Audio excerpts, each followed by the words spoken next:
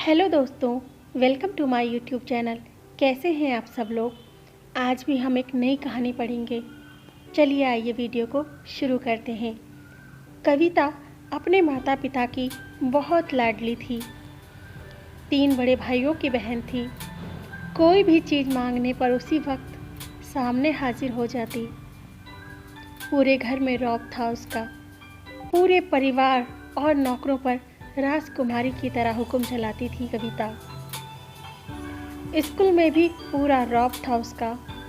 बड़े घर की लाडली जो थी वो। ऐसे ही उसने कॉलेज में दाखिला लिया। उसके ठाट बाट बड़ी गाड़ी में आना जाना, हर दिन नया फैशन देखकर हर कोई उससे दोस्ती करना चाहता था। थोड़े ही दिनों में उसके बहुत से दोस्त बन गए। पूरे कॉलेज में उसकी अपनी एक पहचान थी। इन दिनों उसके घर में एक रिश्ता आया। खानदानी लोग थे और पापा की पुरानी जान पहचान थी उनके साथ। कविता के साथ कोई ज़बरदस्ती नहीं थी, पर कविता ने फिर भी हाँ कर दी, क्योंकि वह अपने परिवार से बहुत प्यार करती थी। वह जानती थी कि वह लोग उसका अच्छा ही सोचेंगे। लड़के का नाम राज था। राज काफ़ी पढ़ा लिखा और समझदार लड़का था। ससुराल वाले भी बहुत अच्छे थे। ससुराल में कविता की जगह वैसे ही थी जैसे कि मायके में।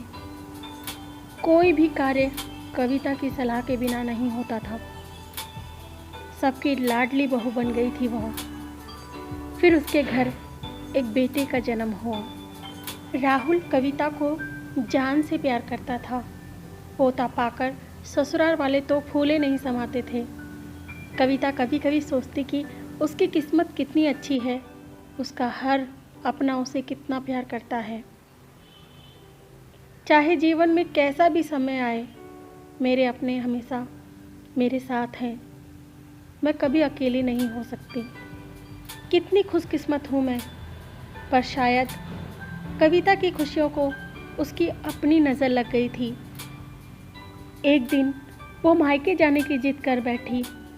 राज को बहुत काम था, लेकिन वो फिर भी उसे ले गया। रास्ते में उनकी गाड़ी अन्य गाड़ी से टकरा गई। कविता, राज और राहुल बहुत बुरी तरह से जख्मी हो गए। काफ़ी दिनों के इलाज के बाद राज और राहुल तो ठीक हो गए, लेकिन कविता पूरी तरह से ठीक ना हो सकी। सर पर चोट लगने के कारण वह अपनी आंखों की रोशनी खो बैठी। अब कविता की किस्मत जैसे उल्टे पांव चलने लगी। मायके वाले कुछ दिनों तक उसे मिलने आते रहे। फिर कभी कभार फ़ोन ही करके पूछ लेते कि अब कैसी हो। धीरे धीरे ये सिलसिला भी कम हो गया। ससुराल वालों की सहानुभूति भी कम होने लगी। घर में किसी के पास बैठने के लिए कहती तो जवाब मिलता, बहुत काम है, अब तुम भी हाथ नहीं बटा सकती। राज भी चिड़चिड़ा हो गया था। बस राहुल ही था उसके साथ, जिसके साथ हंसते खेलते उसका वक्त गुजरता। एक दिन कविता के हाथ से कुछ सामान गिर गया, जिसकी वजह से राहुल को हल्की सी चोट लग गई। कविता के सास ससुर ने राहुल को उससे अलग कर दिया कि कहीं उसके ना देखने की वजह से बच्चे को कोई नुकसान ना हो जाए। कविता अंदर से टूट चुकी थी। एक दिन उसने सबके सामने मायके जाने की इच्छा रखी तो राज उसे तुरंत मायके छोड़ आया, जैसा कि वह भी यही चाहता था, लेकिन राहुल को उसके साथ नहीं भेजा गया। कविता कभी राहुल से दूर नहीं रही थी, पर अपनी कमी के कारण उसने ज़्यादा बहस नहीं की।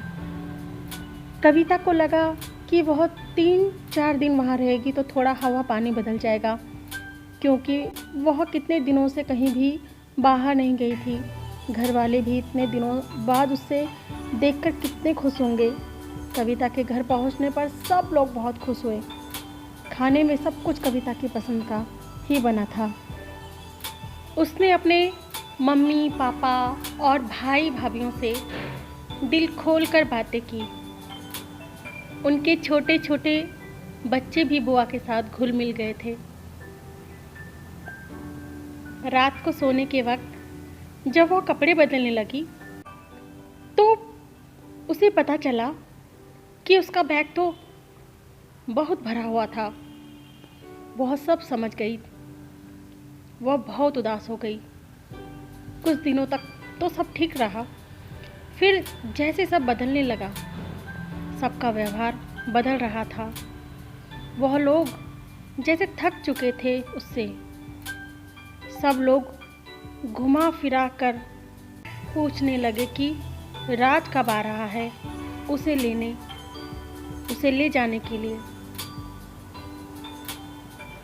वो बहाना बना देती, जबकि वो जानती थी कि उस घर में अब उसके लिए कोई जगह नहीं। कविता से चलते वक्त कुछ ना कुछ नुकसान हो जाता। थोड़ी बहुत टोका टाकी उसे सुनाई देती, वह टाल देती। एक दिन उसके हाथ से लगकर एक कीमती फूलदान टूट गया। छोटी भाभी ने बहुत हंगामा मचाया। कविता के माता पिता रोज रोज के झमेलों से तंग आ गए थे। उन्होंने राज को खुद से फ़ोन कर दिया। राज कविता को अपने घर ले गया। कविता को अपने परिवार वालों से ये उम्मीद न थी। जिस कविता के कहे बिना घर में एक पत्ता भी नहीं हिलता था, उस घर में अब वह बोझ बन चुकी थी। राज के साथ ससुराल आते वक्त वो बहुत खुश थी, क्योंकि वह अपने घर जा रही थी, अपने जिगर के टुकड़े राहुल के पास। परंतु यह खुशी भी कुछ पल की थी। सारा बंदोबस्त पहले ही हो चुका था। कविता को सीधे ऊपर वाले कमरे में पहुंचा दिया गया। राहुल से दूर रहने की सख्त चेतावनी दी गई। एक काम वाली को लता की जिम्मेदारी सौंपी गई, जो उसके खाने पीने पहनने ओढ़ने की ज़रूरतों का ध्यान रखती थी। कविता ज़्यादातर चुप ही रहती। कभी कभी काम वाली लता से थोड़ी बतिया लेती थी। उसके जरिए राहुल का पता चल जाता। सबकी लाडली बेटी और बहू सबके लिए लाडली से बोझ बन चुकी थी। तो कैसी लगी आपको ये कहानी? अगर ये कहानी आपके दिल में लगी है तो प्लीज़ कमेंट करें, और कहानी को इसी तरह से सुनने के लिए प्लीज़ लाइक और सब्सक्राइब ज़रूर करें। आपको इसी तरह की वीडियो मैं बनाती रहूँगी, ताकि इन कहानियों के ज़रिए आपको कुछ नया सीखने को मिले, कुछ मोरल वैल्यूज़ सीखने को मिले। साथ ही साथ आप हिंदी सुन के इंग्लिश को समझने की कोशिश करें। तो फिर से मिलते हैं एक दूसरी वीडियो में। तब तक आप अपना ख्याल रखें। Take care.